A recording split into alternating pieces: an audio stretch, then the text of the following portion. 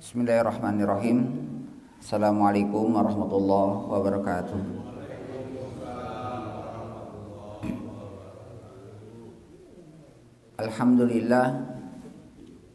Alhamdulillah bi ni'matihi tatimmu shalihah.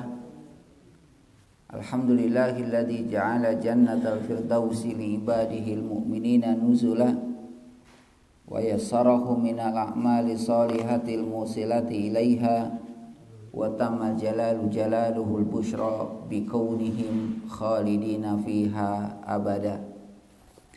Allahumma salli wa sallim ala nabiyyina Muhammad wa ala alihi wa sahbihi wa man tabi'ahum bi ihsan ila yaumiddin.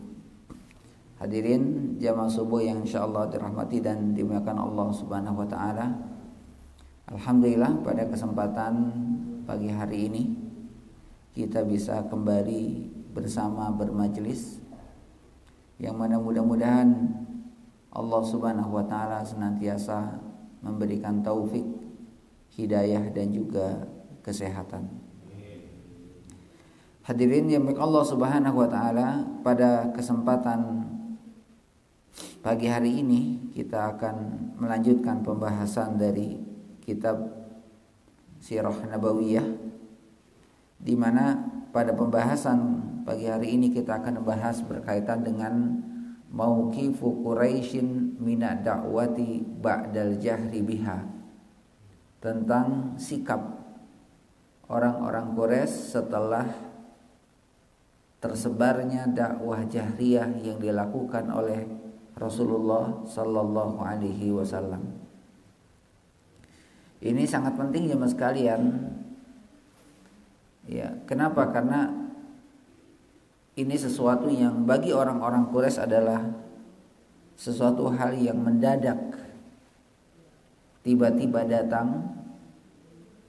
Ya, gelombang kaum muslimin dirasakan oleh mereka ya cukup besar berkaitan dengan kesiapan orang-orang Quraisy menerima dakwah Rasulullah sallallahu alaihi wasallam. Sebagaimana disampaikan jemaah sekalian oleh para penulis kitab Sirah Nabawiyah, kanat Quraisy tazunnu anna da'wata Muhammadin sallallahu alaihi wasallam kasairi da'watil lati dhahirat fi Makkah. Bahwasanya orang-orang Quraisy menyangka bahwa dakwah yang dilakukan oleh Rasulullah sallallahu alaihi wasallam kasairi dakwah, seperti dakwah-dakwah yang lain. Mereka mengira bahwa ajaran yang dibawa oleh Rasulullah sallallahu alaihi wasallam adalah sebagaimana ajaran-ajaran sebelumnya yang menyebar di kalangan orang-orang Quraisy di Mekah. Tsumma lam talbas anintahat wa khabat. Ya, mereka mengatakan bahwa ya perkembangan dakwah yang dilakukan oleh Rasulullah sallallahu alaihi wasallam ya tidak akan lama, ya dengan sendirinya akan hilang dan punah. Mithlu kalami Zaid bin Amr bin Nufail wa Umayyah bin Abi Salat wa Qais bin Sa'idah. Di antara perkataan orang-orang Quraisy di antaranya adalah Zaid bin Amr bin Nufail, Umayyah bin Abi Salat, wa Qais bin Sa'idah, dan bahkan yang lainnya.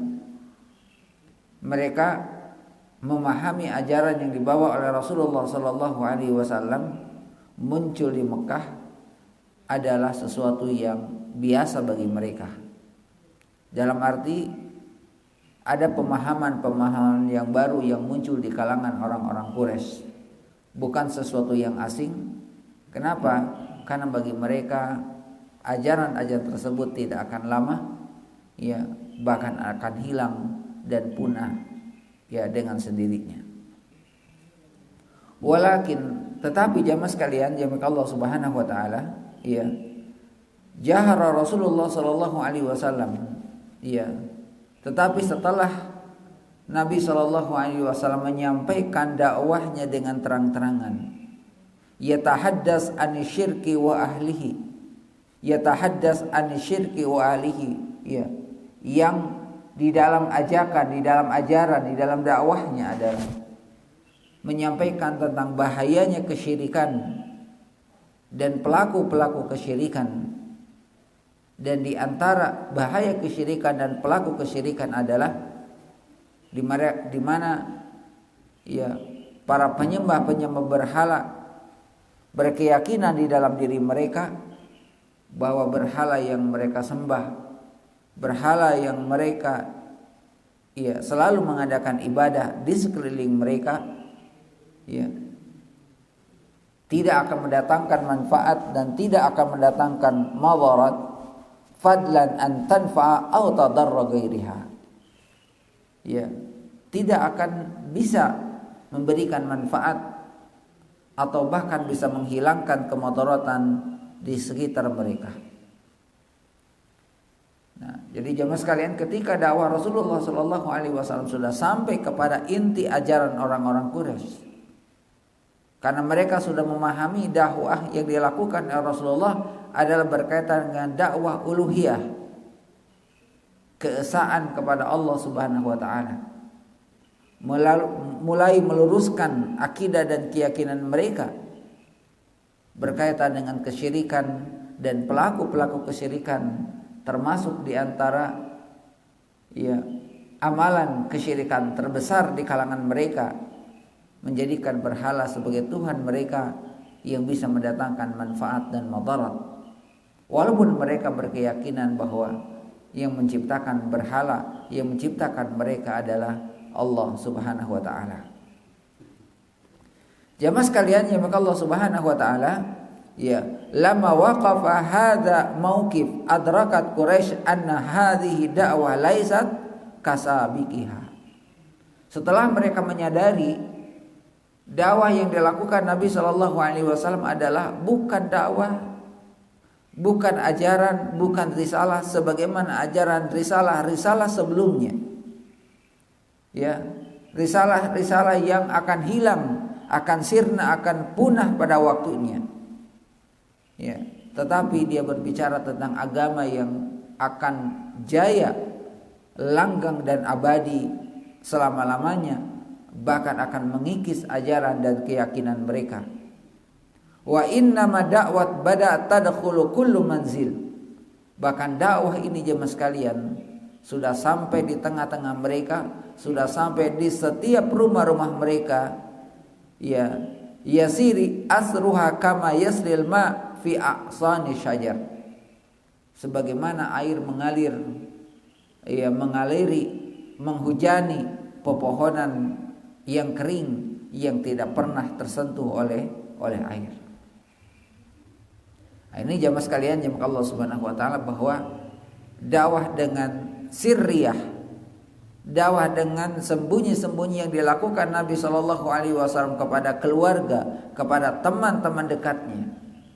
Kemudian setelah ada perintah dakwah untuk melakukan dengan terang-terangan, mereka baru menyadari bahwa perkembangan dakwah yang dilakukan terang-terangan oleh Rasulullah Sallallahu Alaihi Wasallam, Rasulullah sudah memiliki masa, sudah memiliki kekuatan, sudah memiliki sahabat-sahabat yang komitmen dengan dakwah yang dilakukan oleh Rasulullah Sallallahu Alaihi Wasallam.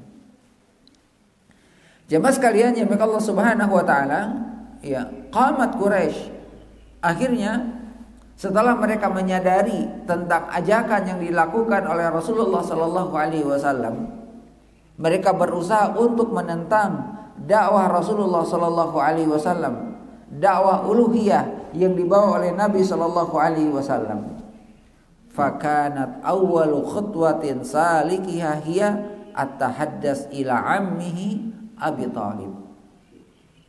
Ya, makanya ketika mereka melihat perkembangan dakwah yang dilakukan oleh Rasulullah sudah mulai masuk ke rumah-rumah mereka.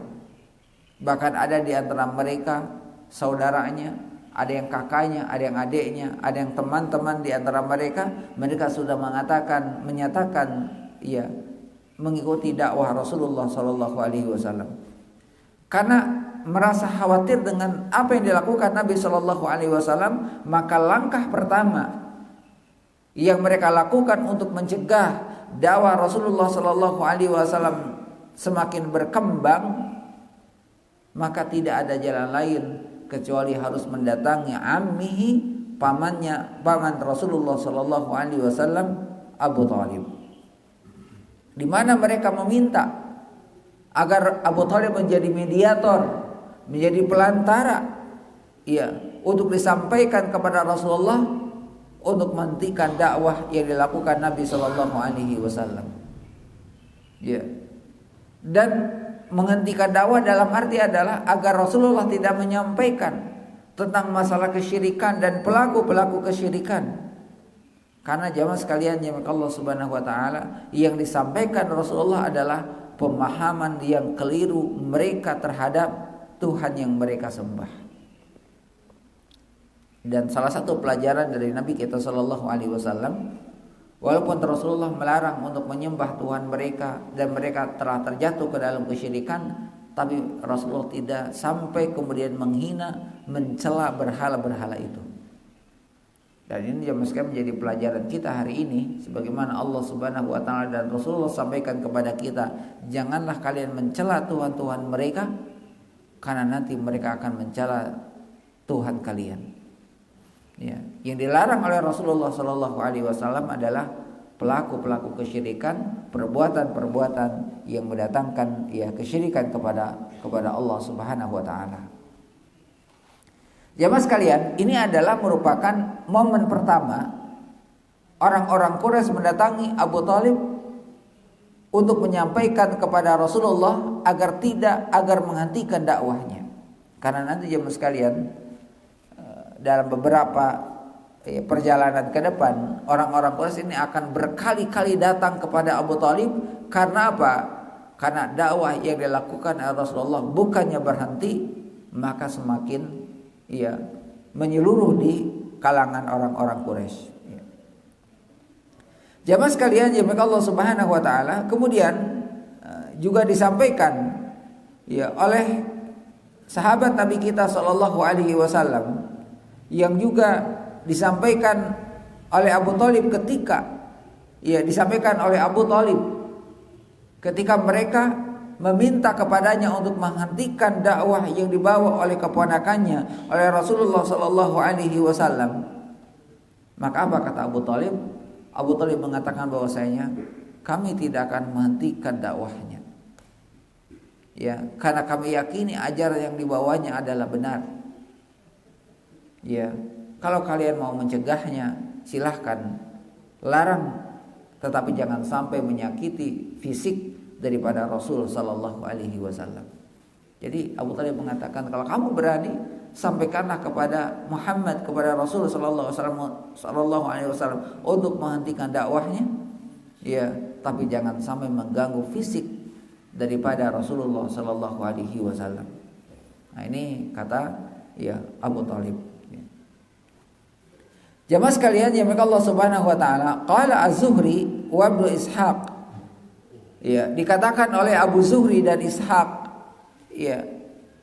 di mana beliau mengatakan, setelah Rasulullah sallallahu alaihi wasallam mengajak kaumnya masuk Islam dan mengumumkan dakwah dengan terang-terangan yang dilakukan oleh Rasulullah sallallahu alaihi wasallam, mengumumkan dengan terang-terangan seperti perintah Allah Subhanahu wa taala, mereka menghadapinya dengan santai-santai saja. Tetapi tatkala mulai agama dan keyakinan mereka disinggung, maka kemudian mereka memberikan respon. Jadi jemaah sekalian, ketika Rasulullah menyampaikan kebaikan, mereka menerima kebaikan itu. Tapi ketika sudah berkaitan dengan prinsip-prinsip keyakinan orang-orang Quraisy, berkaitan dengan penyembahan terhadap berhala-berhala, maka mereka memberikan respon kepada Rasulullah sallallahu alaihi wasallam. Bahkan pula jemaah sekalian, ada seorang ulama namanya Al-Ataki mengatakan, bahwa respon yang dilakukan oleh orang-orang Quraisy kepada Rasulullah Sallallahu Alaihi Wasallam, terutama respon yang diberikan kepada Abu Talib untuk menghentikan dakwahnya, itu terjadi pada tahun keempat. Jadi tahun keempat kenabian. Jadi setelah 3 tahun dakwah yang dilakukan Nabi Sallallahu Alaihi Wasallam dengan sembunyi-sembunyi, kemudian 1 tahun pertama di dalam dakwah jariyah, ya mereka merasakan pesatnya perkembangan kaum muslimin yang mengikuti ajaran risalah yang dibawa oleh Rasulullah Sallallahu Alaihi Wasallam.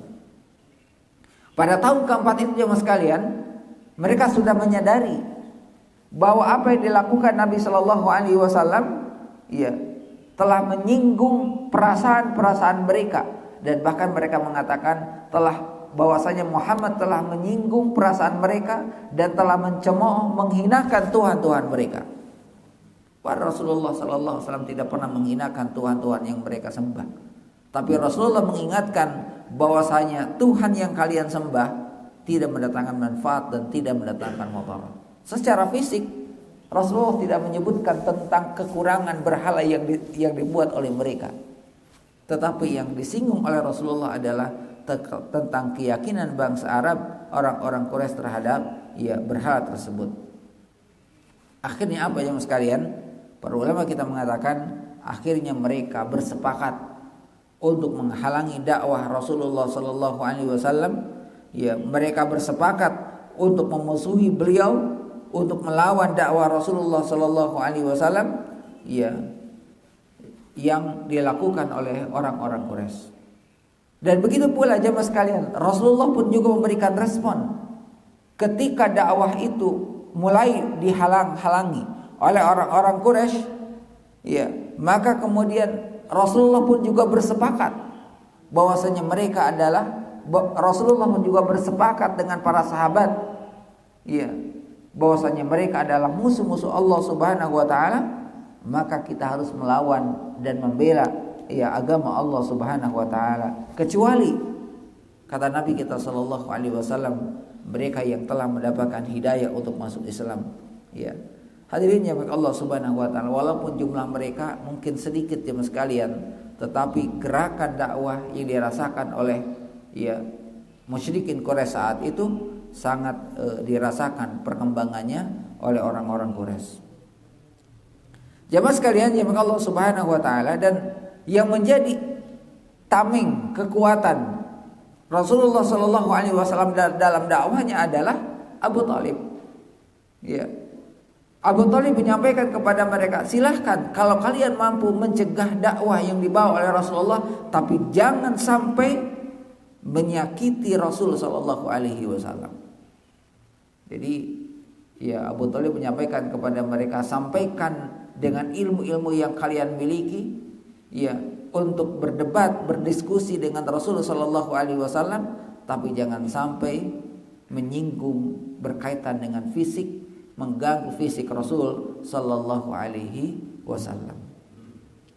Dan biasanya mas kalian, kalau orang sudah kalah, ya, dalam berargumen, akhirnya dia akan mencari kesalahan secara fisik, ya, secara fisik. Ya, kekurangan secara fisik. Tetapi tentu jemaah sekalian, Rasulullah tidak memiliki sedikit pun kekurangan secara fisik. Ya, tetapi yang mereka lakukan adalah ingin menyakiti fisik Rasulullah Sallallahu Alaihi Wasallam. Bahkan jemaah sekalian, mereka sempat ingin menukar seorang pemuda, ya, dengan Abu Talib, dengan Rasul Sallallahu Alaihi Wasallam agar menghentikan dakwahnya sebagai pengganti Muhammad, agar kami bunuh, dan kemudian mereka mengganti dengan pemuda yang lain. Jemaah sekalian, jemaah Allah Subhanahu wa taala, ya, apa kata Abu Talib jemaah sekalian? Wa ra'au anna ammahu Abu Talib qad jadaba alaihi wa qama dunah. Ya. Maka jemaah sekalian, jemaah Allah Subhanahu wa taala, mereka berkata, wahai Abu Talib, ya, sesungguhnya anak saudaramu telah menghina Tuhan-Tuhan kami. Jadi mereka datang kepada Abu Talib dan kemudian mereka mengatakan bahwasanya Muhammad keponakanmu telah menghina Tuhan-Tuhan kami. Dia telah mencemooh agama kami. dan menganggap kami tidak berakal dan menganggap nenek moyang kami sesat. Ya, itu kata mereka ya sekalian. Ya. Jadi mereka mengatakan bahwasanya ya Muhammad itu anak daripada saudaramu itu telah menghina Tuhan-Tuhan kami, telah mencemooh Tuhan-Tuhan kami. Apa penghinaan dan cemoohan ya yang mereka katakan dari ucapan Rasulullah sallallahu alaihi wasallam? Ya, bahwasanya mereka menganggap ucapan Nabi bahwa Tuhan yang mereka sembah itu tidak mendatangkan manfaat dan tidak mendatangkan mudarat, bagi mereka itu adalah merupakan celaan, hinaan dan cemoohan kepada Tuhan-Tuhan yang mereka sudah sembah bertahun-tahun. Oleh karena itu kata mereka jemaah sekalian, kami memohon ya kepada wahai Abu Thalib untuk menghentikan dan untuk menghentikannya atau membiarkan kami menghadapinya sesuai dengan ya kemampuan kami. Ya, biarkanlah kami kata mereka, berikan kebebasan kami untuk menghalangi dakwah Rasul sallallahu alaihi wasallam. Maka apa kata Abu Thalib yang sekalian, ketika mereka menyatakan permintaan kepada Abu Thalib, maka Abu Thalib pun menjawab permintaan mereka dengan baik, dengan kata-kata yang lembut, hingga akhirnya mereka meninggalkan Abu Thalib. Jadi ini sekalian, ketika mereka emosi ya datang kepada Abu Thalib, karena yang datang juga adalah saudara-saudaranya Abu Thalib, diantaranya adalah Abu Lahab. Ya, bagaimana Abu Thalib menjawab dengan bahasa yang lembut di tengah-tengah kerasnya orang-orang Quraisy menentang dakwah Rasulullah sallallahu alaihi wasallam. Jamaah sekalian yang Allah Subhanahu wa taala, apa faedah yang bisa kita ambil dari kisah kecolongan ya? Ini kisah kecolongan orang-orang Quraisy terhadap dakwah yang diemban Rasulullah sallallahu alaihi wasallam. Yang di awalnya mereka menganggap bahwasanya ajaran yang dibawa oleh Rasul sallallahu alaihi wasallam adalah ajaran biasa, sebagaimana perkembangan ya pemahaman orang-orang Quraisy yang berbeda ya di kalangan mereka, dan akhirnya akan punah sirna tanpa berbekas. Tetapi apa yang terjadi jemaah sekalian? Justru dakwah Rasulullah sallallahu alaihi wasallam semakin kencang dirasakan oleh orang-orang Quraisy. Jamaah sekalian, jamaah Allah Subhanahu wa taala, apa pelajaran yang bisa kita ambil dalam kisah ini? Ya. Pertama jamaah sekalian, pada awalnya ya Quraisy tidak menghiraukan dakwah yang diemban oleh Rasulullah sallallahu alaihi wasallam. Dan ini juga jemaah sekalian, ya bukan hanya sekedar dakwah-dakwah kebaikan. Ya, dakwah-dakwah yang mengajak keburukan ketika dibiarkan akan menjadi besar dan akan menjadi beban kaum muslimin yang lain dan akan bisa menodai ya ajaran ya kaum muslimin. Nah, jamaah sekalian, jamaah Allah Subhanahu wa taala, ketika beliau mulai mempermasalahkan tentang Tuhan-Tuhan mereka dan berbicara tentang keesaan Allah. Ya, dan di sini jamaah sekalian, dakwah pertama yang dilakukan oleh Nabi sallallahu alaihi wasallam itu adalah dakwah tauhid.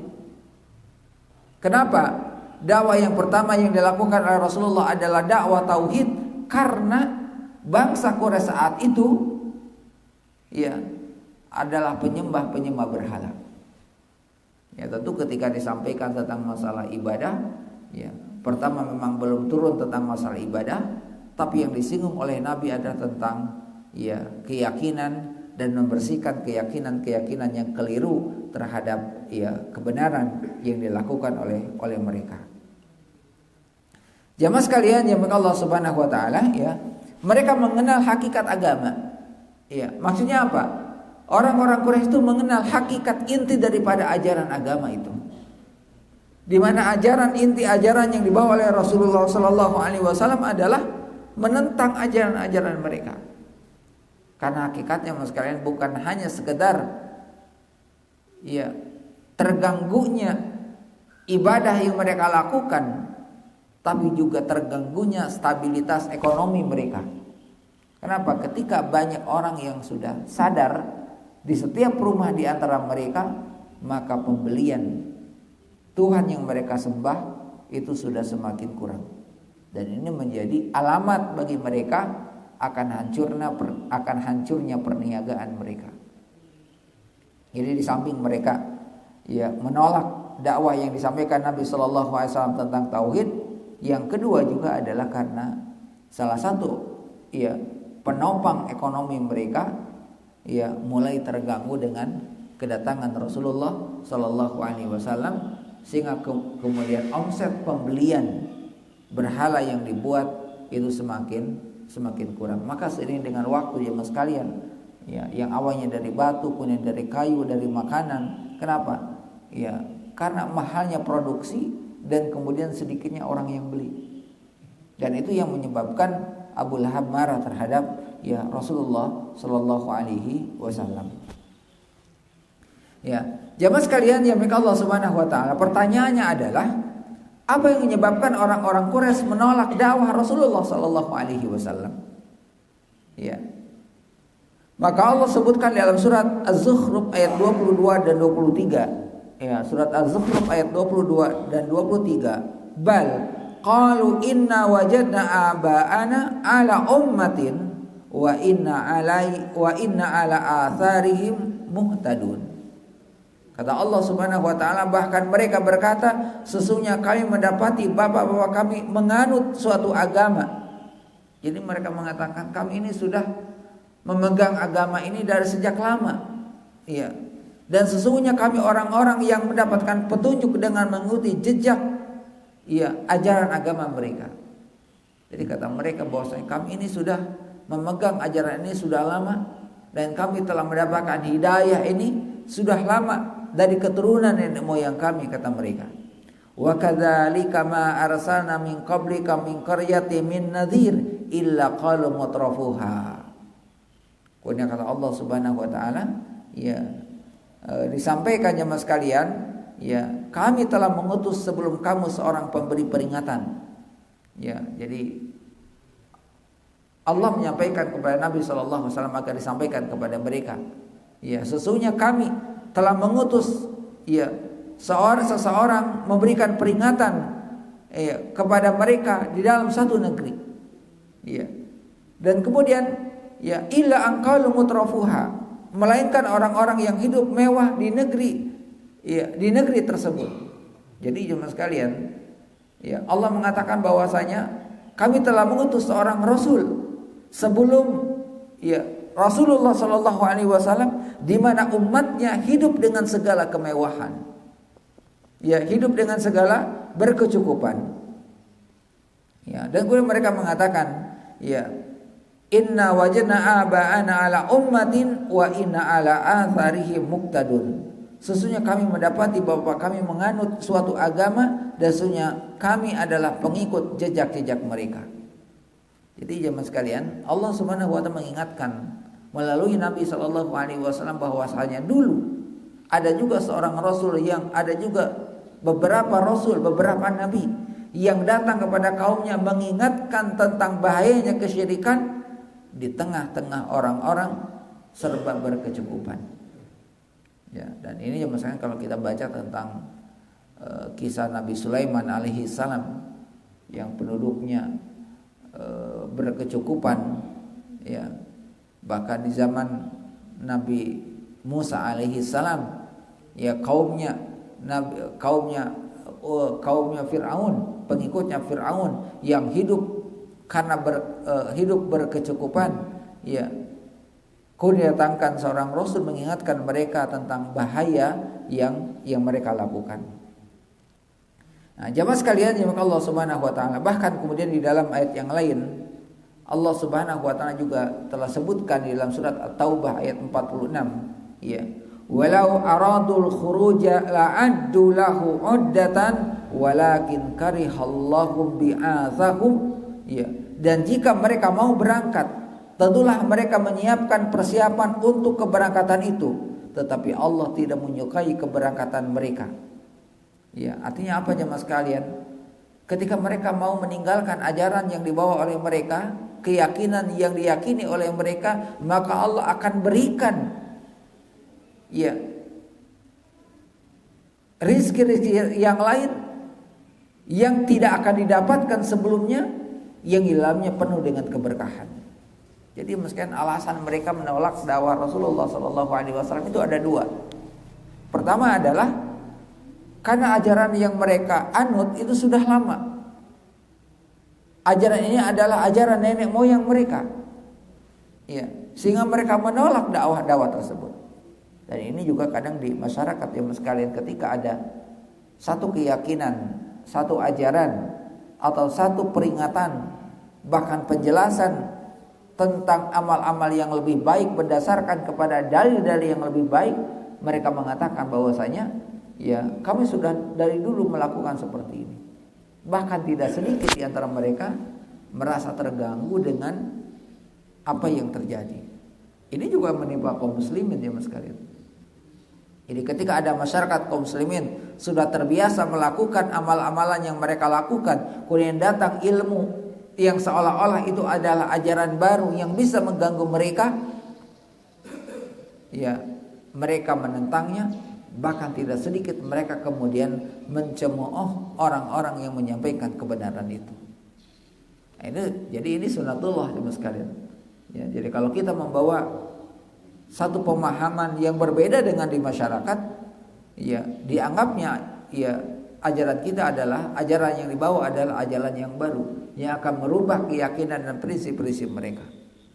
Dan ini jamaah sekalian memang perjuangan dakwah yang dilakukan oleh Nabi Shallallahu Alaihi Wasallam pun juga akan dirasakan oleh umat-umat setelahnya ketika mereka berpegang kepada sunnah Rasulullah Shallallahu Alaihi Wasallam. Ini menjadi PR kita jemaah sekalian. Ya. Kemudian juga jemaah sekalian, pelajaran yang lain adalah bahwa perkembangan kaum muslimin sampai akhir zaman tidak akan pernah sirna. Ya, sebesar apapun kekuatan Israel, ya sudah 50 tahun lebih ya. Bagaimana Israel menjajah Palestina, mencaplok negeri-negerinya mas sekalian, tidak akan bisa menghilangkan kaum muslimin.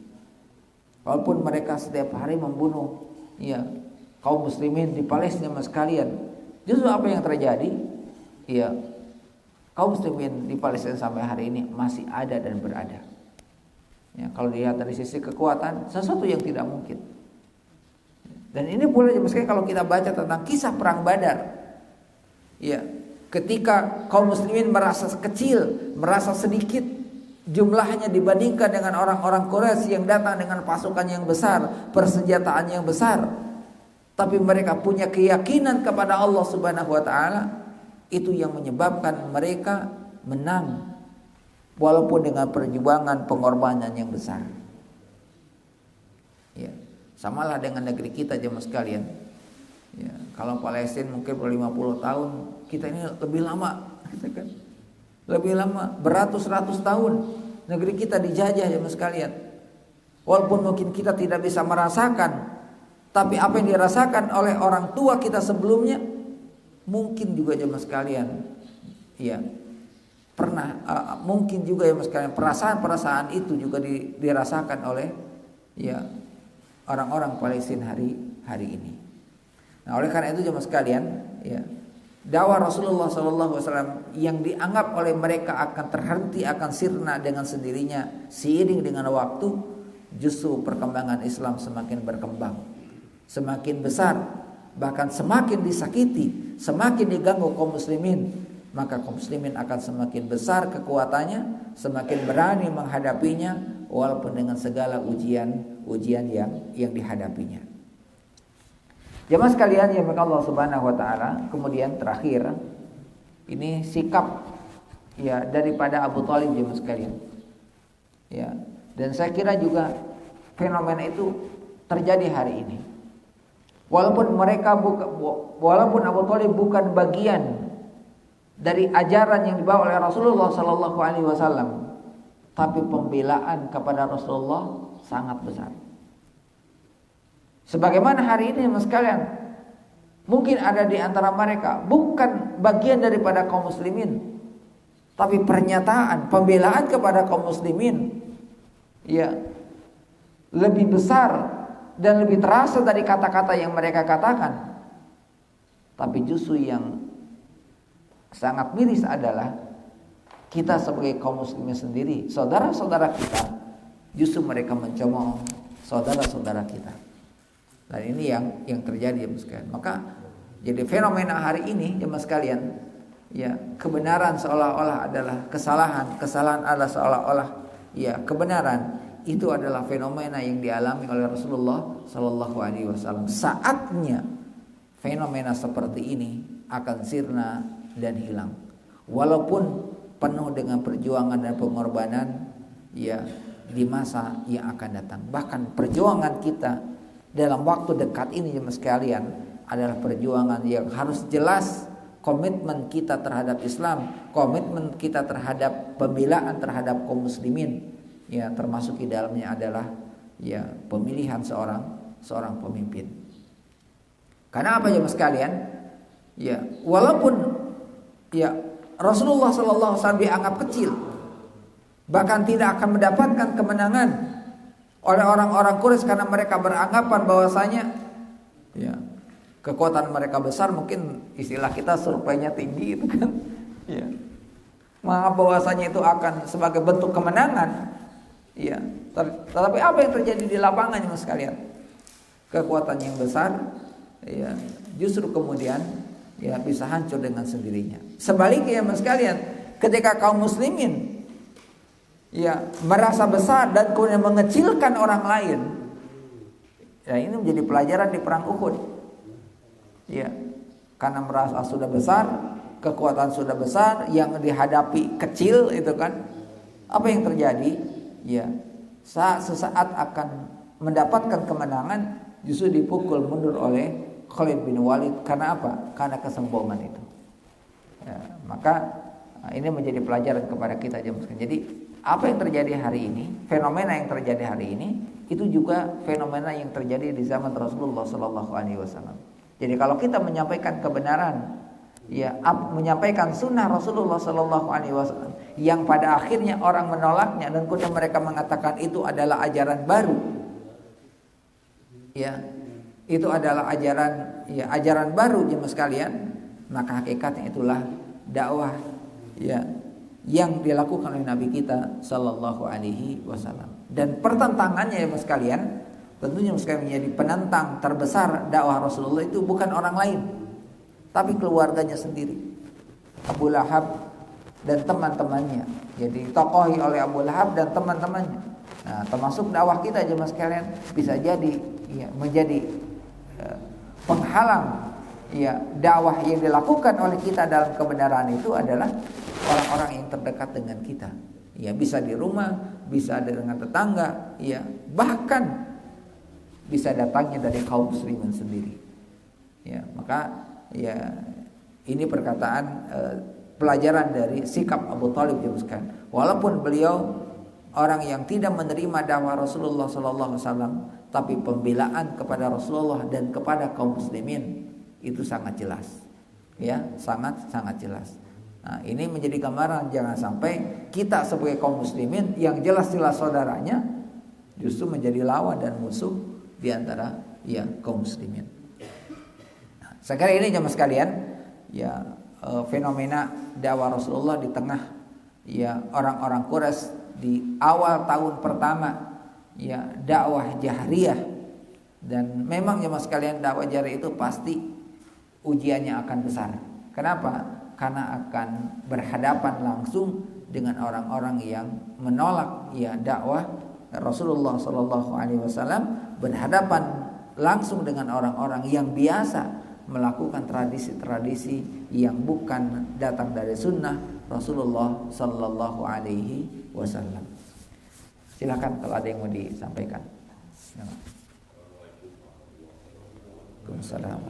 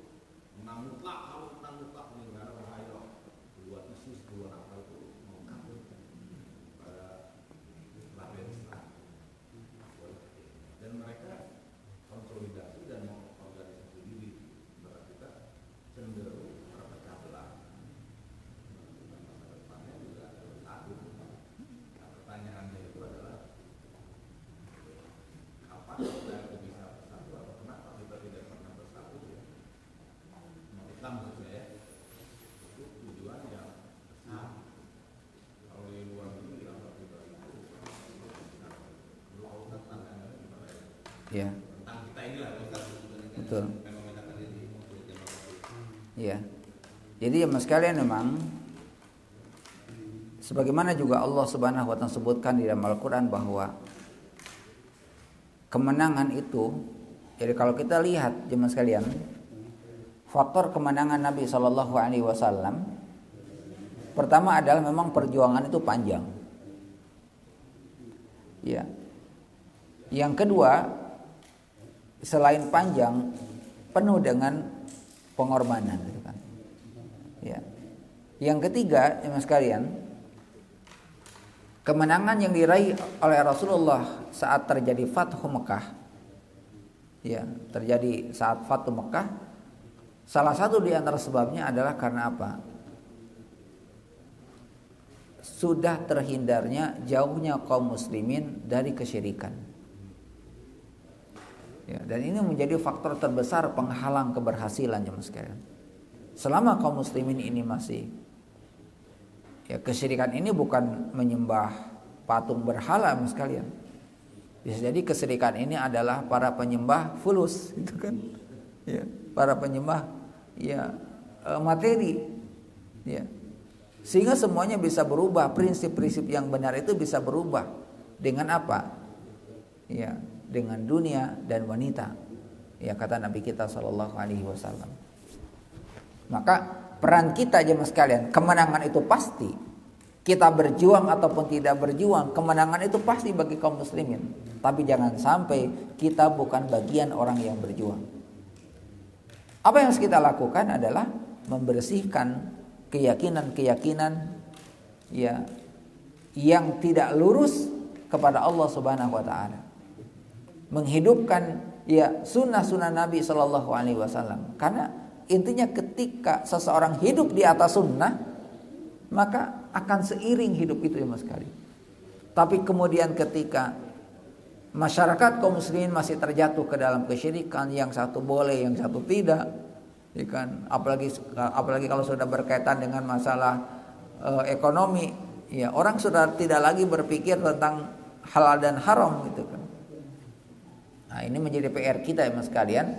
Jadi salah satu di antara sebab faktor kenapa umat ini ya, sulit untuk bersatu, bahkan kita sebagai mayoritas kaum muslimin ya sulit untuk bersatu, karena tadi pertama adalah fenomena kesyirikan masih terus ada.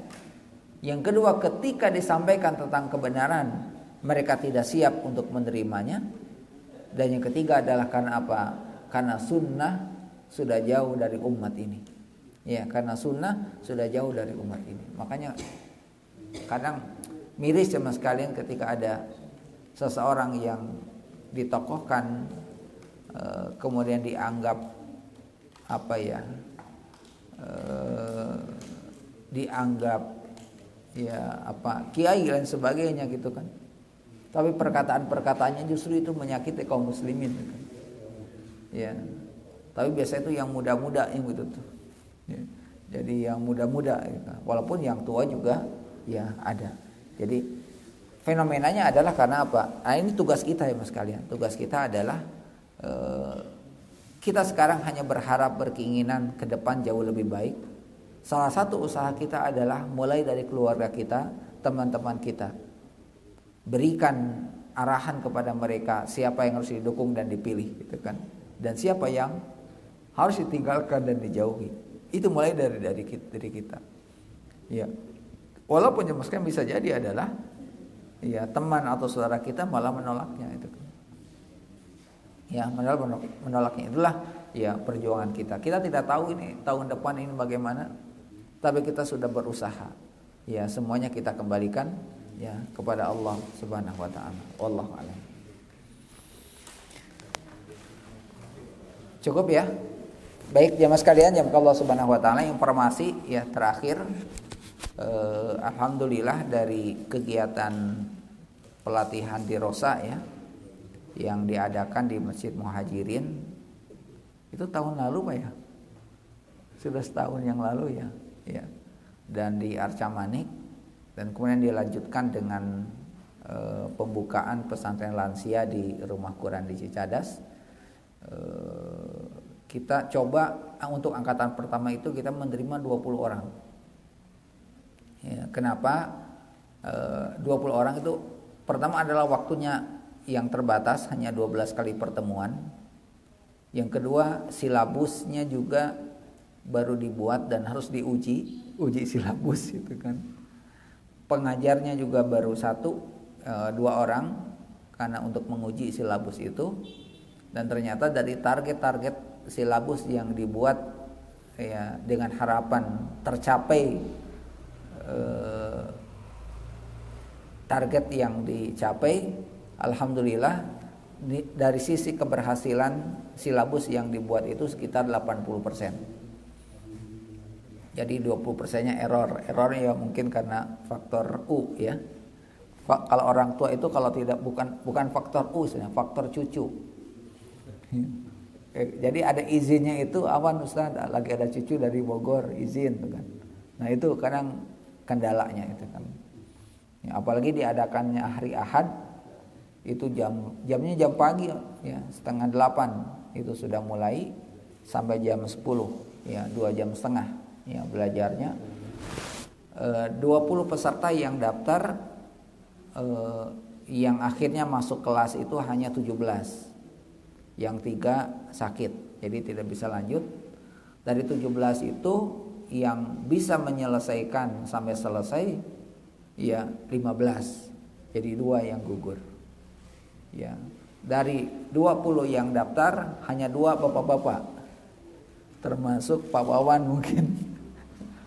Itu luar biasa ya beliau itu, walaupun sakit-sakitan ya mau belajar, walaupun susah juga mau belajar ya kan. Tapi alhamdulillah targetannya sudah tercapai. 12 kali pertemuan itu targetnya adalah hafal surat An-Naba dengan metode talaki. Kemudian 16 hadis Kitabul Jami, bab tentang adab. Kemudian 3 bab tentang masalah akidah. Dan 3 tentang masalah adab harian. Seperti misalkan makan, adabnya apa, tidur, adabnya apa, gitu kan. Ya, karena 12 kali pertemuan jadi dibuat bagaimana ketika pulang ke rumah itu bisa diamalkan. Informasinya sangat luar biasa. Ya, ternyata mereka salah satu praktek mengamalkannya itu dengan cucu gitu kan. Ya, dengan cucu-cucunya di rumah gitu kan. Ya. Alhamdulillah walaupun ada di antara mereka dan ternyata yang justru yang pertama kali menyelesaikan hafalan sesuai dengan arahan itu justru yang yang usianya paling tua itu kan. Yang paling tua itu kan. Ada yang agak muda, saking semangatnya dia nambah di rumah. Begitu disetor, bacaannya kacau gitu kan. Begitu diluruskan, susah itu kan. Makanya metodenya itu adalah dia tidak boleh menambah hafalan kecuali dengan gurunya saja. Ya, karena ketika di awal pertemuannya kan cuma 3 ayat. Mereka mengatakan masa cuma 3 ayat kan. Jadi mereka menganggap kecil 3 ayat. Nanti kalau sudah 5 kali pertemuan 15 ayat mereka baru terasa Dan luar biasa bagi mereka itu pertama kali menghafal surat An-Naba ya dan bisa selesai hafalannya. Makanya nanti besok hari Ahad itu akan tampil mereka ya, yang selama ini kita lihat tampilan itu anak-anak. Ini yang tampilan itu sambung ayat, ya ada yang sambung ayat, baca hadis dan sebagainya. Dan yang luar biasa mas sekalian adalah baca hadis. Baca hadis itu tidak semua orang bisa kalau tidak diajari tentang metode bacanya. Jadi dibacakan hadisnya, titik komanya di mana, intonasinya gimana, itu kan. Kemudian terjemahannya gimana dan mereka sangat-sangat luar biasa. Ya, karena kalau kelas tuntutannya adalah bersaing. Kalau di kelas beda kalau mengaji begini kan tidak ada beban. Ya cuma datang, duduk, dengar, pulang. Kalau di kelas ada beban, saya masuk ketemu teman, saya sudah hafal belum gitu kan. Nanti kalau ditunjuk enggak bisa, malu-malu gitu kan. Akhirnya mereka semangat untuk belajar walaupun di usianya sudah senja. Ternyata mereka tidak surut untuk belajar dan Masya Allah ya sekalian, mereka mengatakan ini saya baru merasakan namanya belajar lagi gitu kan. Ya, ada PR, itu kan. Ya, Harus store hafalan. Awalnya store hafalan itu di grup. Ketika ada koreksi, yang lain jadi apa? Takut salah kan? Takut salah. Akhirnya mereka japri itu kan. Mereka japri, tolong dikoreksi. Baik hafalan Qur'annya, hafalan hadisnya, cara hadisnya. Ternyata kalimat yang sering salah di antara mereka adalah sallallahu alaihi wasallam. Kebanyakannya sallallahu alaihi wasallam. Itu kan ternyata semuanya, wah ini salah semua ini. Jadi sallallahu alaihi wasallam. Kebanyakan sallallahu alaihi wasallam. Bukan wasalam tapi wasallam. Jadi sallallahu alaihi wasallam. Jadi kita mulai meluruskan ya hal-hal yang seperti itu. Insya Allah mungkin hari Ahad kalau bapak-bapak yang bisa hadir, ibu-ibu mangga nanti di Masjid Al-Imtiaz jam 9 sampai jam 11. Jadi 1 jam pertama ada sambutan dan ada kajian Islam. Kemudian 1 jam kedua adalah acara prosesi wisuda, bukan wisuda kayak di kampus bukan, tapi lebih kepada tampilan dan kemudian ya kalau selendang begitu biasalah mereka dapatkan. Dan hari ini ya mereka akan latihan hari ini dan mereka sudah semangat di grup itu, masya Allah itu kan. Bahkan ada yang selalu ingin tampil. Ya, siapa yang mau tampil saya, siapa yang mau jadi testimoni saya juga itu kan, ada itu kan. Padahal sisi bacaannya bermasalah gitu kan, karena tadi itu ya merasa kecil kan, merasa sedikit hafalannya, dia tambah di rumah bacanya salah itu kan. Itu susah diluruskannya sampai sekarang itu karena sudah hafal itu kan ya. Jadi ketika baca bareng-bareng itu kelihatan kalau ada yang salah, itu ya kelihatan itu kan. Selalu ingin tampil itu kan ya, emak-emak lah ada apa-apa itu kan. Tapi kita akan, makanya tampilannya harus bareng-bareng supaya tidak kelihatan. Walaupun mungkin nanti ada tampilan 1 atau sampai 3 orang tampilan sendiri. Ya, tampilan sendiri di antara mereka. Dan mereka ya masya Allah itu kan, dengan waktu yang terbatas mereka bisa mengadakan itu. Dan kemudian mereka punya majlis taklim gitu. Akhirnya informasinya sampai ke majlis taklim mereka. Awalnya mau diadakan di sini di Masjid At-Taqwa ya. Yang di sana masjid yang besar di Antapan itu Baitul Mutakin. Tanggal 15 ini ternyata bersamaan acaranya. Ya, mereka sebenarnya sudah siap diadakan di situ karena ada beberapa ibu-ibu memang yang ikut pengajian di masjid di situ. Karena terbatas waktunya yang tidak klop gitu kan, karena pekan kemarin itu terakhir pembelajaran tanggal 8 Oktober, 15 Oktober langsung ya acara tasyakuran ya, tasyakuran. Nah, silakan mungkin untuk bapak-bapak, ibu-ibu yang sempat bisa hadir. Sebenarnya bagus juga ke Pak Sigit, Ustaz Rudi yang selesai di Rosa juga dibuat tasyakuran. Ya.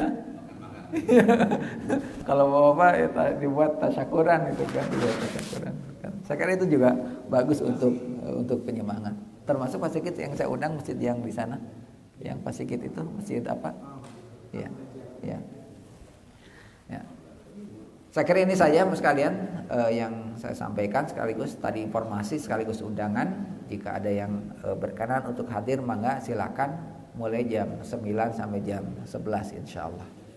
Syukran wa jazakumullahu khairah. Kita tutup majelisnya dengan membaca doa kafaratul majelis. Subhanakallahumma rabbana bihamdik asyhadu alla ilaha illa anta astaghfiruka wa atubu ilaik. Akhiru dawana alhamdulillahi rabbil alamin. Wassalamualaikum warahmatullahi wabarakatuh.